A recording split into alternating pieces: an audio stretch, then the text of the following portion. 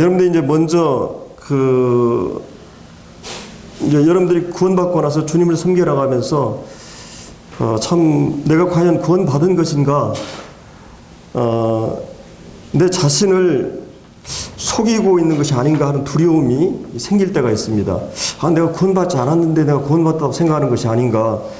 왜 이런 생각을 하냐면, 이제 자신이 구원받고 나서 좀 뭔가 이렇게 나아지고 좋아진 것 같지 않는 것 때문에, 이제 구원받기 전보다 더 나빠졌다는 느낌이 자꾸 들기 때문에, 그리고 오히려 내 자신을 보니까 이제 죄에 대해서 민감해지잖아요. 이제 구원받게 되면. 그래서 더 심각하게 내 자신이 죄인인 것을 더 느끼고 이런 경우 때문에 일반적으로 성도들이 괴롭게 되고 괴로워하고 이제 어려워하는 것을 이제 보게 됩니다. 그러면서도 이거를 드러내서 노출해서 얘기하기는 그렇고, 뭔가 이렇게 이제 내 자신이 개선되지 않았다고 하는 것 때문에, 뭔가 달라지지 않았다고 하는 것 때문에 이제 상당한 이 고민들을 우리가 이제 하게 됩니다. 그래서 이제 뭔가 이렇게 내적으로 이렇게 어떤 그런 자신에 대해서 이 절망감도 들고, 뭔가 이렇게 어떤 더 악화된 느낌이 들고, 나름대로 개선해 보려고 노력을 하는데도 안 되고, 더 비참해진 자신을 이렇게 느끼게 되고, 때로는 이렇게 정죄감, 또 어떤 불안감도 있게 됩니다. 그럼 여러분들이 이제 이 성경에 보면은 죄라고 하는 게 있고, 이 단수로 이 죄의 어떤 뿌리, 본성, 죄라고 하는 것이 있고, 또 한 가지는 이제 그 죄성 때문에 나타나는 이제 어떤 행위를 통해서, 언어나 행위를 통해서 이제 범죄하는 것이 나타납니다. 이 죄들.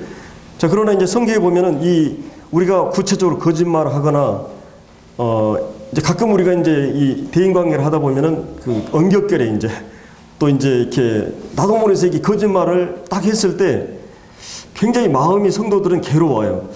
왜 내가 이랬을까? 아무것도 아닌 문제 같은데, 그렇게 되고, 또 이제 저도 어제 이제 화를 내는데, 이 화를 내면 마음이 평안하지 않잖아요.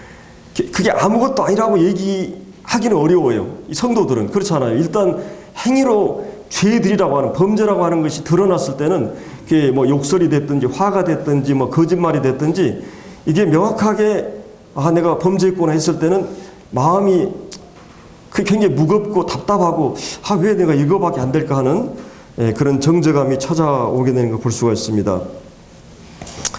이 시점에 이제 사단이 우리를 가장 이 공격을 이제 시작을 하는데, 우리 자신에 대해서 참 너는 위선자야,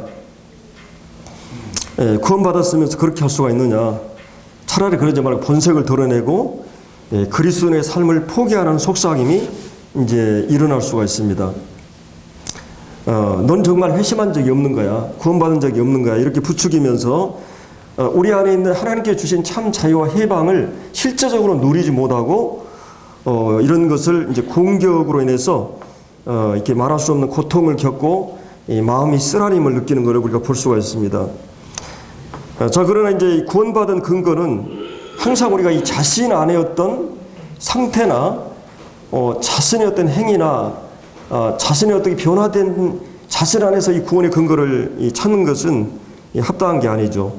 항상 우리는 하나님의 말씀과 약속과 예수 그리스도 안에 이루어진 하나님 편에서 우리를 누구라고 얘기하느냐가 중요해요. 내가 내 어떤 경험이나 이런 거에 의해서 이 하나님의 진리와 경험을 비교해 가면서 내가 거듭나지 않은 것 같아 두려워하고, 또 이 요한일서에 보면은 몇 가지 이제 분명하게 얘기한 게 있죠. 이 말씀에 보면 하나님께로 난 자는 뭐라 그랬어요? 죄를 범치 않는다. 분명히 나름 죄를 분명히 범하고 있는데 이런 얘기가 나오고, 또 어떤 경우는 하나님께로 난 자는 세상을 이긴다. 세상을 이긴다. 근데 내 경험 속에 보면 나는 세상을 이기고 있는 것이 아니고, 때로는 세상이 너무 나를 그냥 이겨버리는, 세상을 사랑하게 되고 막 세상을 따라가게 되고 구원받기 전처럼. 또 한 가지는 이제 악한 자가 우리 구원받은 성도를 만지지도 못한다. 요한일서 5장 18절을 보면. 근데 때로 이제 우리가 얼마나 사단에게 노란하고 있어요. 그런 나 자신을 이제 이렇게 보게 되잖아요. 자, 이런 경험들이 우리를 혼란스럽게 하고 우리를 이렇게 답답하게 하는 것입니다. 이거는 구원받은 성도는 누구나 이런 경험을 갖게 됩니다. 그렇다면 이것은 어떻게 보면은 여러분들에게 생명이 있다는 증거일 수 있어요. 영이 죽은 사람은 사실은 갈등이나 혼란이 없습니다. 내가 죄를 범해도 아무런 가책이나 막 이런 게 없어요. 막 구원받기 전에는 그게 뭐 내가 거짓말을 해도 내가 화를 내도 막 그것 때문에 그렇게 괴로워하고 그렇지는 않거든요. 예. 오히려 내 자신의 정당성을 이렇게 막 하려고 그러는지. 예, 근데 이제 그렇지 못한 이제 이런 것 때문에 고민하는데, 한 가지 분명한 것은 육신에 있는 자는 하나님 기쁘시게 할 수 없다. 이 로마서 8장에 이런 말씀이 있고, 또 하나님께로 난 자는 죄를 지을 수 없다. 이제 이런 이 말씀 때문에 우리가 이제 고민을 하게 되는데, 자, 이제 이거를 이제 정리할 필요가 있어요. 이 거듭난 성도들은 두 가지 본성이 우리 안에 공존을 하고 있습니다. 자, 이것을 분명히 알아야 돼요. 이것이 정리가 안 되면 많은 혼란을 겪게 되거든요. 여러분이 이제 이 세상에 육신으로 출생할 때, 여러분 아담에게 타락한 아담의 본성을 유전받게 됩니다. 이 본성이 있어요. 악한 본성. 그리고 이제 이 악한 본성은 자기중심적이고 자기 만족, 자기 성취, 자기 영광. 이것은 이런 강력하게 이 죄성을 이런 본성이 있습니다. 내가 죄악 중에 출생했고 죄악 중에 잉태했고 이런 본성을 가지고, 그리고 이제 이 본성은 하나님 법에 굴복지도 않고 하나님 기쁘시게 할 수도 없어요. 이것은 사실은 이 부분에 대해서는요, 이 본성 자체는 절대로 개선되거나 또 이것은 어떤 변화되거나 고쳐지거나 뭐 교육이나 환경이나 이런 개선이 되지는 않는 부분이에요. 그러니까 영원히 이것은 우리가 구원받고 나서 주님 나라 갈 때까지 이걸 안고 가야 되는 하나의 본성이 있어요. 이게 죄의 본성입니다. 이 죄의 본성. 그래서 이제 이것은 이제 일성품이라고도 하고, 이제 이 악하고 이 선한 걸 기대할 수 없는, 사도 바울도 내 속고 내 육신에 선한 것이 없다 했을 때 이 본성을 얘기하는 거예요. 그리고 이제 이 로마서 3장이나 마가복음 7장 에레미야 보면 만물보다 거짓되고 심히 부패한 것은 부패하고 거짓된 이 본성, 그리고 이제 내 속에서 나오는 것은 악한 것, 막 음란한 것, 더러운 것, 모든 것들이 이 악한 본성에서 흘러나옵니다. 이 본성에서. 그리고 이제 뭐 이 입술에는 열린 무덤이요, 독사의 독이 있고, 또 피 흘리는 데 빠르고, 또 의는 없는 하나도 없고, 선을 행하기도 않고, 또 이제 하나님 뜻을 따르지도 않고.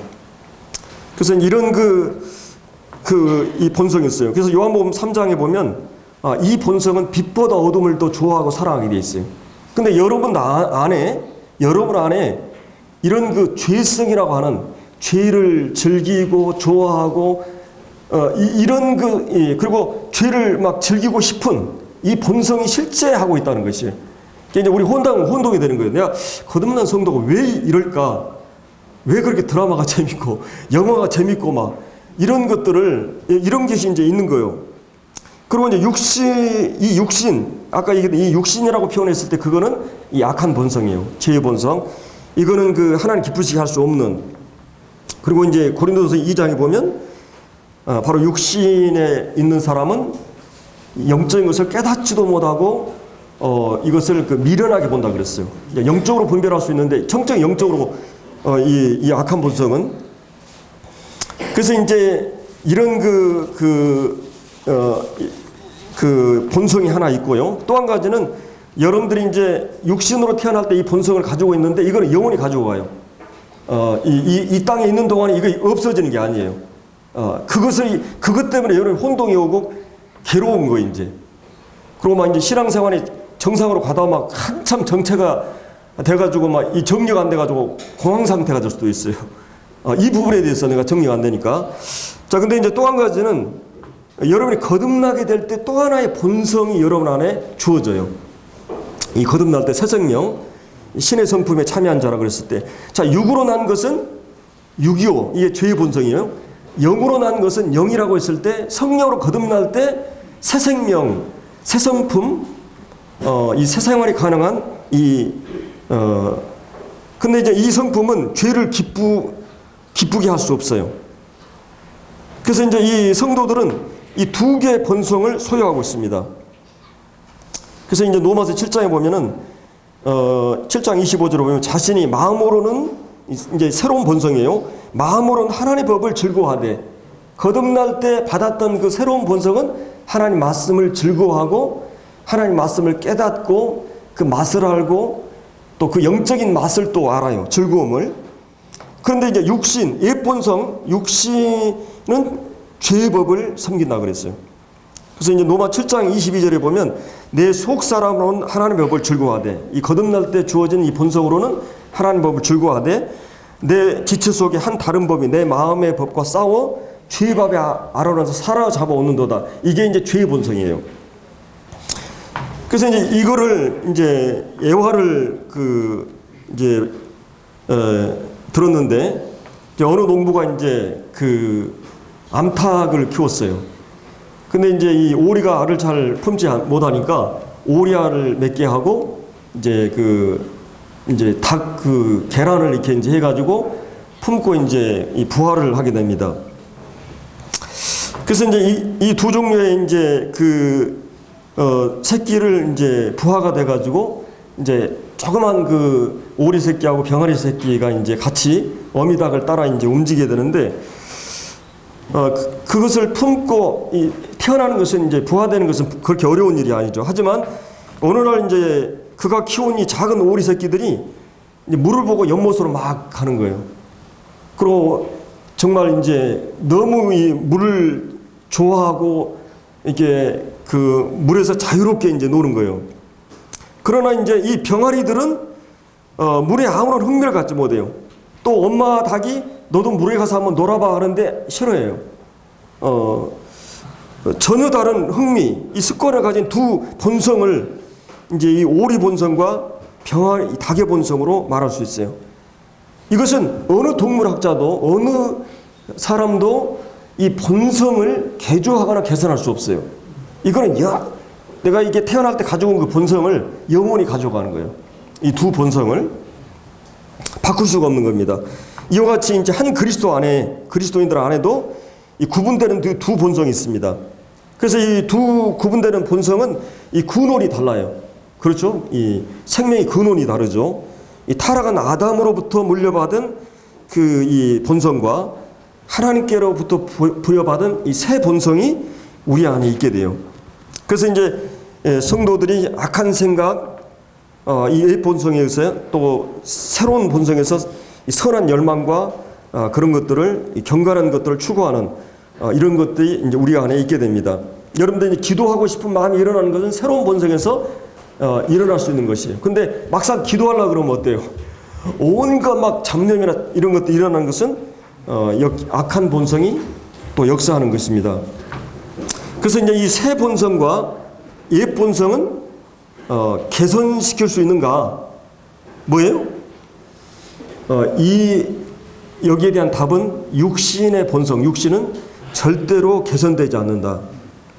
이 아담이 타락해가지고 십자가가 주님이 지실 때까지 하나님께서는 많은 경륜을 통해서 죄가 없는 상태, 여러 시대를 통해서 사람들을 시험해 봤는데 그 결과는 하나님 말씀을 순종할 수도 없고 좋아하지도 않고 또 다 실패했고 또 예수님이 오셨을 때 십자가에 못 박히는, 그래서 이 악한 본성, 아담으로부터 받은 죄악 중에 출생하고 이 죄의 본성은 이 개선이나 교육이나 훈련이나 수정되지 않습니다. 변화되지 않아요.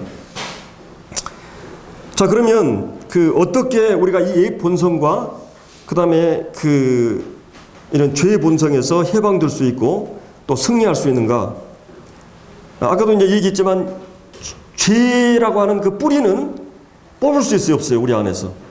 이 몸 안에 우리가 죄의 뿌리로, 죄의 본성으로, 세력으로 우리 안에 심어져 있어요. 이건 이제 구원받거나 주님 오실 때가 계속 우리 안에 있는 것이에요. 그리고 여러분들이 상태가 나빠지거나 또 어려워지면 금방 이것이 나를 지배해버려요. 그리고 그 세상 막 이런 즐거움 이런 것들을 그냥 쫓아가게 됩니다.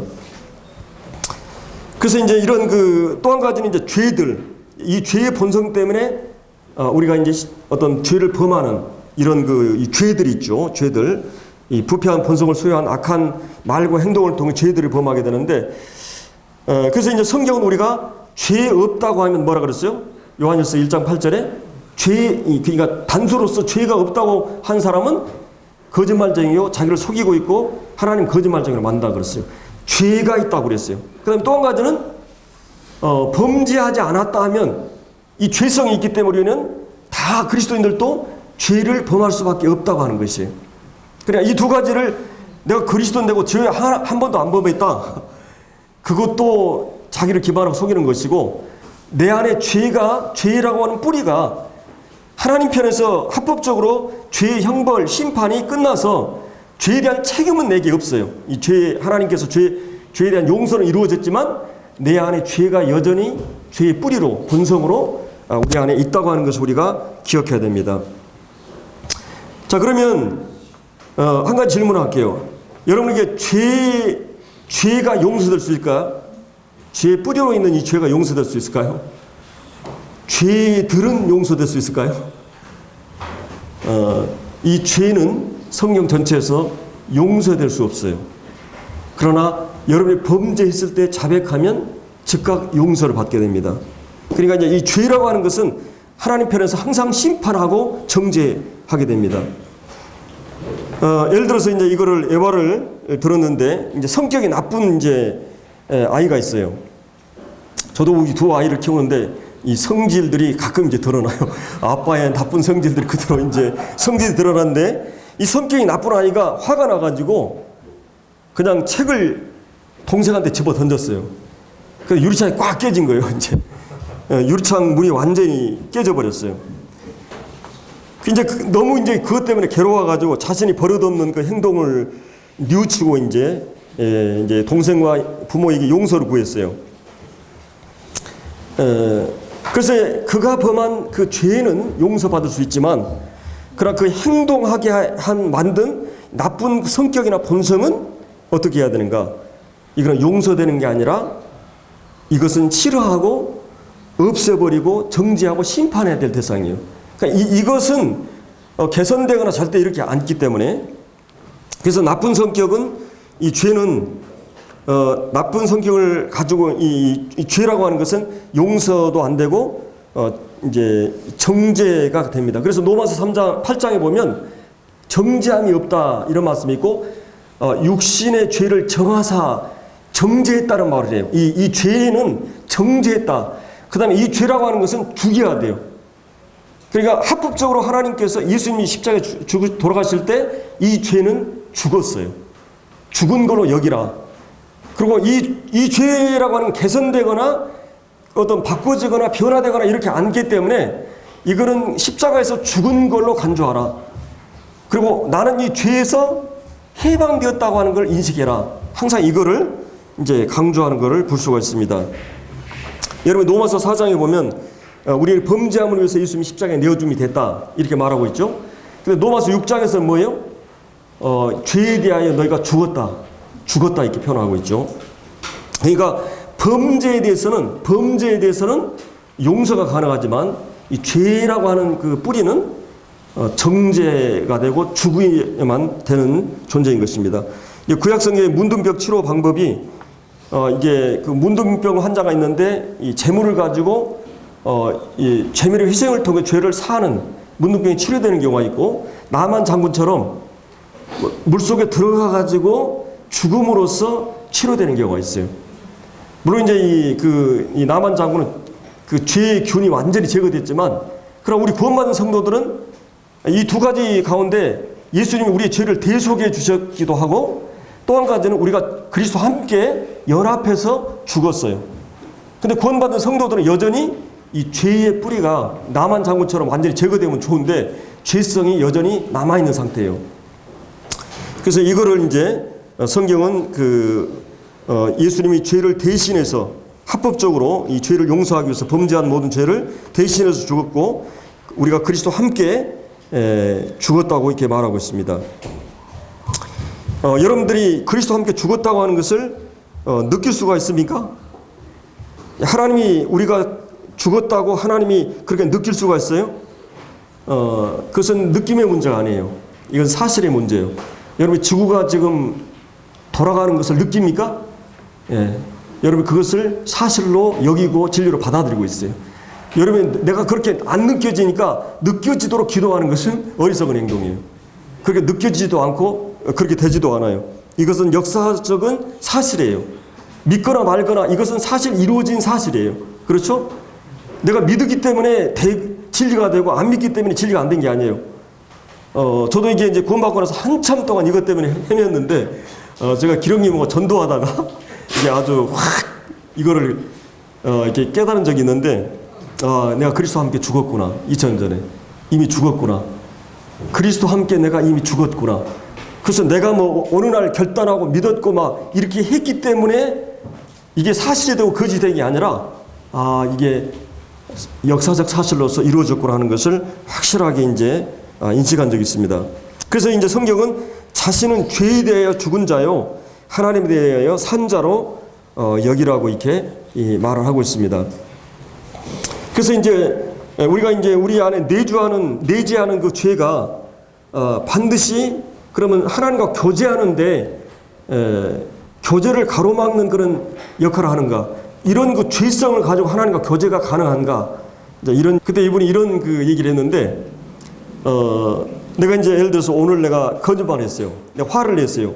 주님 앞에 나와서 또 반복해서 화를 냈으니까 참 마음이 이게 어렵잖아요. 근데 주님 뭐라 그랬겠어요? 전에 오늘 이렇게 죄를 자백하니까 주님이 그런 적이 있어? 이렇게 질문한 거예요. 하나님께서는 한번 용서하면 그걸로 끝나버리고 기억하지 않아요. 근데 우리는 기억하고 있죠. 근데 그래서 여러분들이 세수를 날마다 하고 왜냐하면 세상을 살아가면서 머리를 정기적으로 깎고 수염을 깎고 그 다음에 이제 이 발을 씻고 목욕을 하는 자지만 세상 살아가면서 여전히 우리는 어떤 조건 때문에 감정이 일어나고 막 넘어지고 연약해서 넘어지고 막 이럴 수가 있어요. 또 내가 교만해가지고 넘어지게 하고 그런 것들은 담대하게 매일 내가 나를 세수하듯이 목욕했지만은 늘 이렇게 하나님 앞에 자백하는 일이 필요한 것입니다. 그래서 이제 거듭난 자들 안에 이제 주님이 주신 이런 그 생명, 육신 안에 있는 자 있지 않고 성령 안에 있는 자로 하나님께서 보십니다. 그래서 이제 육신에 있는 자는 육신의 일을, 또 영에 있는 자는 영의 일을 생각한다. 이런 말씀을 해주고 있죠. 그래서 우리의 능력의 이제 비결은 무엇인가? 예를 들어서 암탉이 이 오리 새끼가 계속 물로 들어갔을 때 얼마나 이 부모 엄마의 마음이 고민이 되겠어요. 자, 이런 고민을 오늘 그리스도인들도 똑같이 하고 있다는 것이에요. 내 이 속에 있는 이 본성 때문에 죄를 좋아하고 막 물로 들어가고 오리 새끼가, 근데 이 본성을 고칠 수가 없어요. 여러분들이 오늘 내가 이런 달콤한 나쁜 죄를 점했는데 그 다음날 그런 생각이 안 들어요? 똑같이 일어나는 것이요. 막. 그래서 이런 암탉이 이 새끼 때문에 고민하는, 그러나 이 오리 새끼의 본성은 변화되거나 개선될 수 없어요. 이것은 두 가지 제가 방법을 얘기했죠. 하나는 이것을 죽여야 되고 또 한 가지는 뭐였어요? 이 죄의 본성보다 더 큰 능력을 동원하는 것이었어요. 그래서 이제 성령의 능력을, 새 본성과 성령의 능력을 동원해서 이제 예를 들어서 이것을 이제 이렇게 얘기했어요. 여러분들이 그 노아 방주 때 두 새가 있었죠. 먼저 보는 새가 뭐였어요? 까마귀, 마귀. 이 성이 까맣고 이름이 마귀예요. 그리고 또 한 가지는 뭐였어요? 둘기, 비둘기. 이 마귀와 둘기가 두 이제 새가 있었는데 까마귀의 본성은 뭐였어요? 시체와 더러운 것과 이걸 좋아하니까, 그 본성 자체가 좋아하니까 그거를 뜯어먹고 거기에 계속 머물렀어요. 근데 둘기는 본성이 어때요? 이 더러운 것과 이런 것은 원치 않아요. 그래서 그냥 다시 돌아오게 된 것이죠. 그래서 이런 그 두 본성이 우리 안에 공존하고 있어요. 전혀 성격이 다르고 관심사가 다르고 흥미가 다르고 이게 땡기는 게 달라요. 좋아하는 게 달라요. 이런 것들 우리 안에서 공존하기 때문에 우리 안에 갈등이 있고 싸움이 있고 다툼이 있어요. 이 갈등이 없는 그리스도인들은 그리스도인이 아니에요. 여러분이 새로운 본성이 오면 즉각 이 갈등이 시작해요. 어떤 경우는 이거를 이제 두 마리 강아지라고 얘기했어요. 일란성 깜짝 강아지, 하얀 강아지가 있는데, 근데 이제 이거를 누가 이기게 하느냐 원리가 비결이 뭐냐면 한쪽은 많이 굶기는 거예요. 한쪽은 많이 먹이는 거예요. 죄를 범하는 것을 계속 이게 허락을 안 하는 거예요. 근데 죄를 계속 먹고 막 이 좋아하는 대로 놔둬버리면 이게 개발되면은 비록 내가 막 내가 죄의 종은 아니지만 죄의 노예는 아니지만 내가 거기에 막 끌려다녀요. 상대적인 노예가 돼가지고 옛날에 죄의 노예처럼 막 이렇게 끌려다니거든요. 그러면 이제 하얀 강아지에게 새로운 본성이 계속 먹이를 주는 거예요. 말씀도 먹이고 교회에 가서 막 성도로 교제하고 또 선한 일을 하고 삶에서 계속 죄를 범하는 걸 멀리하고 의를 행하고 정직하게 살고 막 성실하게 살고 이렇게 계속 이 강아지 먹이면 한쪽을 굶기는 것, 한쪽에 먹이는 것을 하면 힘의 파워가 달라져요.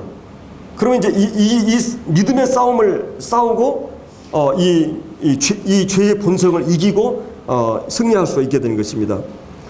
그래서 이거를 이제 이렇게 애화를 했어요. 어떤 호텔을 가니까 원래 이 호텔을 경영하는 이 주인이 전에는 뭐 예를 들어서 뭐 이준영이었어요. 근데 어느 날 딱 가보니까 도상윤 바뀌었어요. 누가 바뀐 거예요? 주인이 바뀐 거예요. 경영인이 바뀐 거예요. 그러면 여러분들에게 성령이 우리 안에 들어왔다는 것은, 주님이 내 안에 들어왔다는 것은 전에는 내 죄의 그 본성, 죄가 주인이었어요. 이제 누가 주인 된 거예요? 고린도에서 계속 그 3장 막 6장이 보면 너희 안에 성령이 거하시는지 알지 못하느냐. 값주고 사신 바 되었다. 성령이 경영인으로서 이제 그 집의 주인이 바뀐 거예요. 경영인이 바뀐 거예요.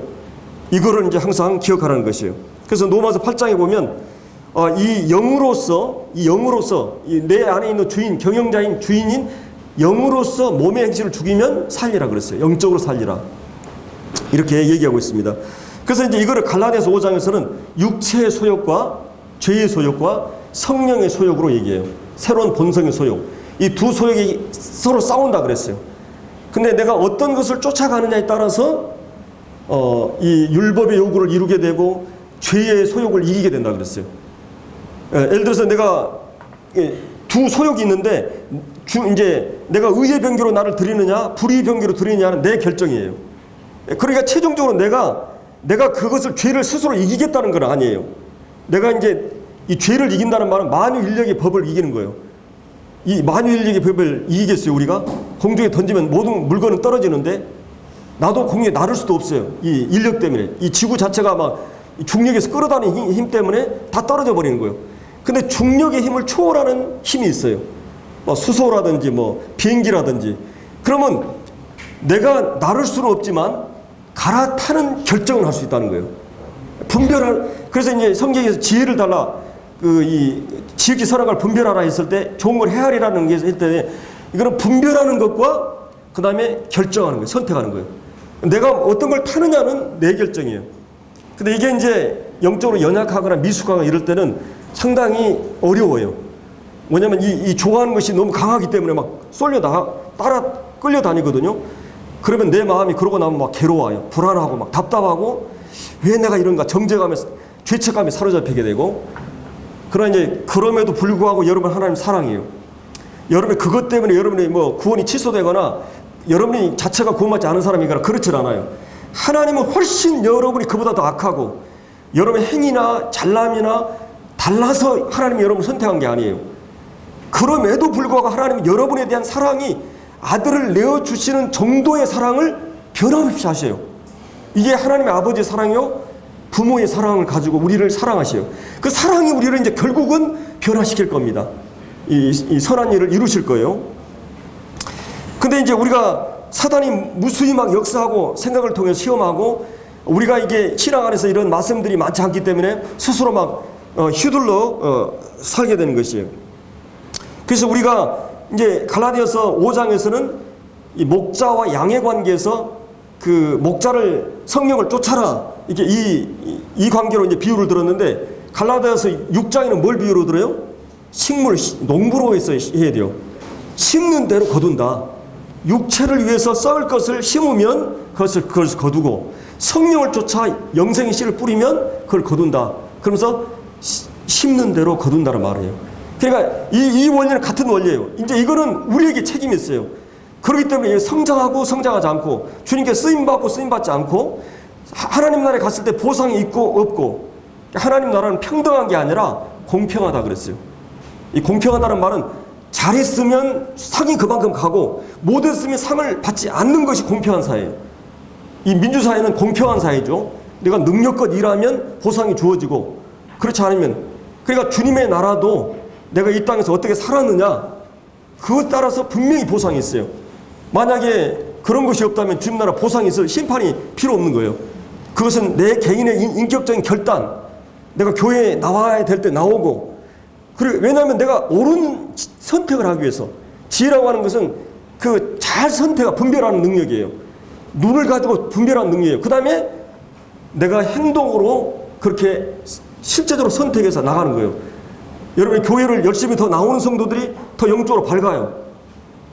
교회 잘 안 나오면서 신앙이 좋다. 그건 웃기는 얘기예요. 그건 스스로 속이는 거예요. 착각 속에 있는 거예요. 영적으로 좋은 성도가 물론 거기에서 아주 한두 명 다를 수 있어요. 그러나 일반적으로 제가 한 20년 이상 목회를 하면서 또 신앙생활 한 40년 하면서 이 말씀을 가까이 하고 성도의 교제를 가까이 하고 모이기를 힘쓰는 성도가 신앙이 나쁜 경우는 별로 못 봤어요. 그만큼 이 가치에 대한 움직임이 달라요. 이 지극히 선한 것이 무엇인가 보이는 것에 가치를 두지 않고 이 정말 영적인 가치를 두기 때문에 그렇게 움직이게 되는 것입니다. 그래서 우리가 이제 이제 이런 그 하나님 안에 난 자들은 이 요한일서에 보면 절대로 범죄하지 않는다. 또 한 가지는 범죄하지 않았다면 거짓말쟁이다. 두 가지 상반된 진리가 나오잖아요. 근데 이거는 우리가 거듭나기 전에 습관적으로 상습적으로 의도적으로 죄를 즐기면서 아무런 가치 없이 했던 그런 죄를 얘기해요. 그런 죄는 범하지 않는다는 것이에요. 그러나 이제 거듭난 성도들은 이제 이 죄성 때문에 죄의 뿌리 때문에 여전히 우리가 쉽게 넘어지고 범죄해요. 그래서 그런 장치를 주님이 주셨는데 이걸 이렇게 비유를 들었어요. 이제 이 돌 감람나무가 있는데 이 돌 감람나무는 옛 본성이에요. 거기다 이제 사과나무를 접붙였어요. 그래가지고 이제 이 죄의 본성과 뿌리를 가지고 있는 내 인격이 어떻게 성령의 열매와 빛의 열매들을 팔복에 나오는 그런 그 자질들을 주님의 인품들을 덜어낼 수 있는가? 이게 가능한가? 내가 이런 뿌리를 내 자체가 이런데 어떻게 내 안에서 또 이런 주님의 형상을 닮아라, 주님의 빛을 발하라, 이게 가능한가? 가능할 수 있겠어요, 없겠어요? 이 비유는 여러분이 본성이 뿌리가 원래는 죄성을 갖고 있는 이 돌감람나무인데 이 돌감람나무는 나쁜 열매만 열릴 수밖에 없잖아요, 이게. 근데 거기다가 뭘 접붙였어요? 사과나무를 딱 접붙이게 되면 제가 이제 지식을 잘 모르지만은 식물에 대해서 이게 딱 붙이면 어떻게 됩니까? 여러분이 제가 알기로 그 감귤나무도 원래는 그 탱장강이요 여기다 전부 다 접붙이기를 하더라고요. 이게 보니까. 그래서 원래는 이게 원줄기는 뭐예요? 탱자나무예요. 근데 거기다가 감귤을 딱 키워놓으니까 이제 감귤 열매가 맺히는 거예요. 예. 그러니까 여러분들이 이 죄의 본성과 뿌리를 여전히 가지고 있으면서도 여러분이 거듭나면 새 본성을 접붙이게 했어요. 그래서 이제 성령과 새 본성이 일체가 될 때 여러분 어떻게 되느냐? 여기서 이 성령의 열매가 나타나요. 이 사랑과 빛과 또 착함과 진실함과 선함과 이제 이런 거룩함과 이런 빛들이 우리의 삶에서 나타나게 됩니다. 자, 우리가 어떤 본성을 만족시킬 것인가? 신자는 이 두 가능성과 본성을 우리 안에 공존하고 있어요. 그리고 이 두 본성의 근원이 다르고 선호하고 좋아하는 것이 다르다 그랬죠. 다만 이제 우리가 어떤 본성에다 먹이를 먹이고 어떤 본성에 계속 굶어 죽이느냐. 그럼 이제 오늘 다시 이제 이 본문으로 돌아와서 한번 보죠.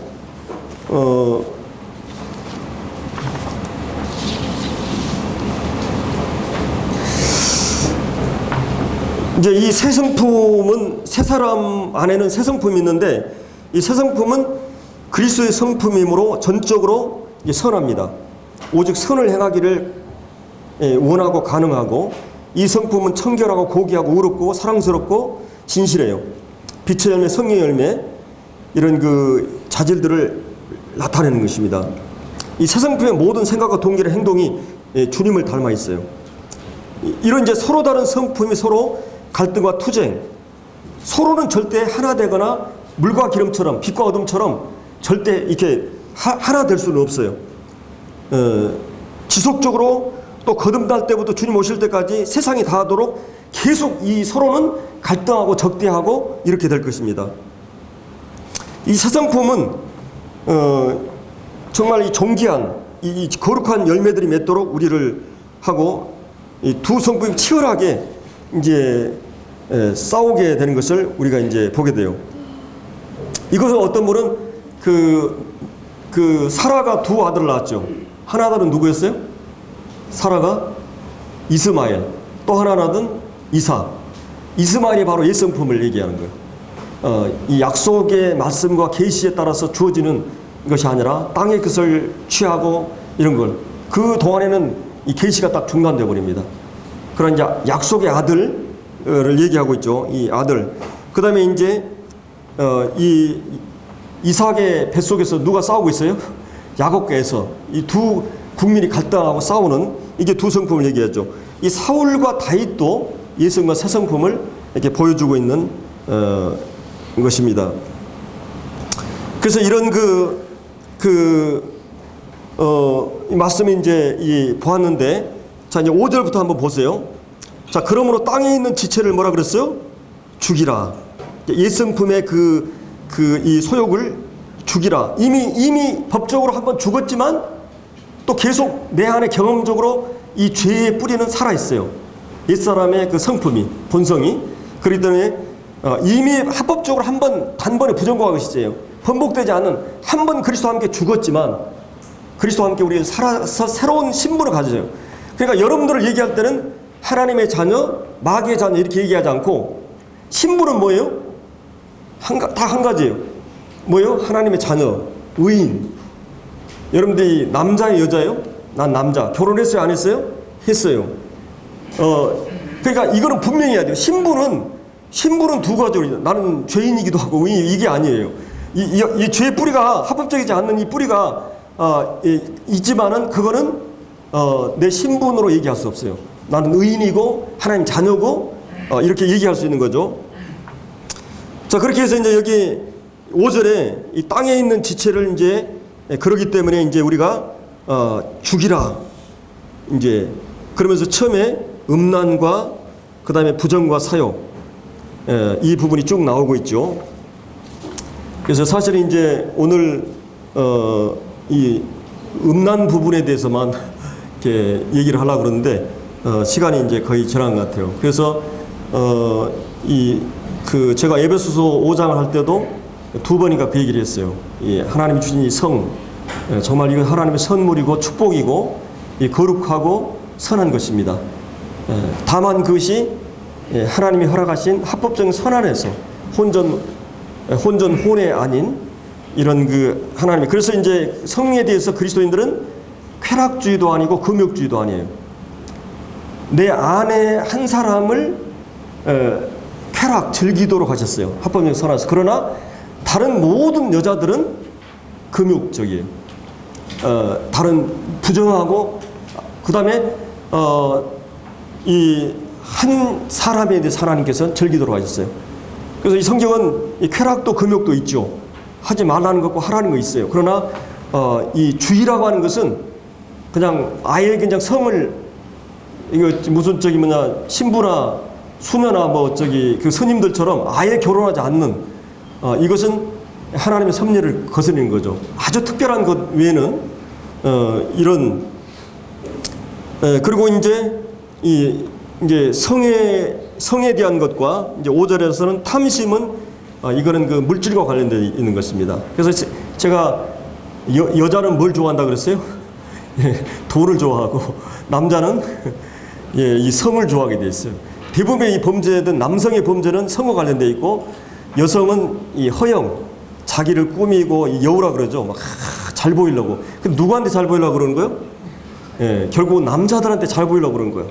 옷도 하고 화장을 하고 위험하고 평생 여자들은 여우, 남자들은 늑대. 남자들은 계속 누구를 보느냐? 다른 걸 안 봐요. 예, 여성을. 사실은 우리가 이 성적인 충동을 느끼도록 하는 모든 것이 포르노라 그러죠. 그 여러분들은 아침에 딱 일어나가지고 신문을 딱 보면, 저는 이제 신문을 돈이 아까 안 보고 그냥 인터넷에서 한 30가지 나오잖아요. 그러면 대충 쫙 보는데 그걸 쭉 지나가는데 스포츠 신문이 나오면 아주 이게 눈이 그냥 골이 가요. 이게 훈련하지 않았는데도 막 눈이 골이 가는 거예요, 이제. 예, 아침부터 이제. 그리고 여러분들이 뭐 광고를 이 초등학생들이 광고를 어마어마하게 본다 그러잖아요. 한 50만 광고를 본다 그래요. 초등학교 때부터 대학교까지. 근데 그 광고의 대부분이 성적인과 관련되어 있습니다. 예, 그리고 또 신문을 보고 또 인터넷, 핸드폰, 또 이제 텔레비, 그리고 뭐 무슨 뭐 광고판 길거리 가다가 여러분은 한 번도 포르노를 보지 않는 그런 경우가 없어요. 성적인 자극과 충동을 일으키는 모든 그림과 글과 영상, 모든 것은 포르노라 그랬어요. 그러니까 오늘날 그리스도인들이 이런 모든 것이 노출된 시대에 자신을 지킨다고 하는 건 얼마나 어려운지 몰라요. 그래서 사실 이제 이것에 대한 대안으로서 우리가 요셉이 유일하게 이 성 문제에서 그 승리한 분이잖아요. 그래서 방법을 이제 우리가 이 요셉을 통해서 알 수 있는 것은 하나님을 경외했어요. 하나님을 경외하는, 영적으로 말씀으로 충만한 것이 하나의 길이 있어요. 그리고 이제 육신적인 경제 활동에 있어서 일을 해야 돼요.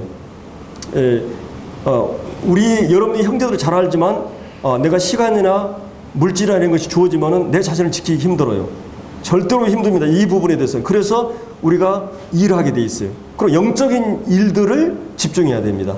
그래서 그러면 바쁜 꿀벌은 유혹받을 기회가 없어요. 이 찬스가 주어지지 않는 거예요. 슬퍼할 여유가 없어요. 왜냐하면 그 일에 성실하니까. 다른 대안이 없어요. 이 요셉을 보세요.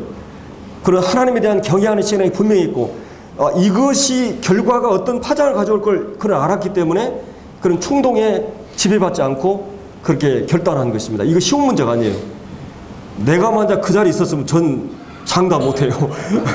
전 그냥 빨리 들어갔을 것 같아요. 내 자신이. 물론 이제 내가 냉정하기 때문에 나이가 쭉 들어가니까 이제 30대, 40대, 50대 좀 이게 달라져요. 한 가지는 이제 한 가지 유일한 끈이 있어요. 그 뭐냐면 이거는 그 최선의 방법이라 그런 건 아니에요. 차선책인데 내가 이걸 하면은 망해버린다. 이걸 알아요. 이 한순간의 범죄가 나를 완전히 망하게 한다는 걸 알기 때문에 나는 어떤 일이 있어도 이거는 내 실리적인 문제죠. 이게 최선의 방법이 아닌데 절대 그 행위를 하지 않게 돼 있어요. 이제 나이가 자꾸 먹어가면 명예 생각을 하게 돼 있어요. 내가 이때까지 살아왔던 모든 삶이 한순간에 무너지기 때문에. 그러나 이런 행동으로 범죄한 거는 우리 형제들은 그런 데는 범죄하지 않는다 할지라도 많은 노출 시대에 살고 있기 때문에 자, 이 부분이 쉽지 않은 부분입니다. 하여튼 이 성 부분이 이 시대를 초월해서 이 바울이 살던 시대는 우리처럼 이런 시대가 아니에요. 사실은 이 성적인 자극은 유혹은 거의 눈으로부터 오거든요.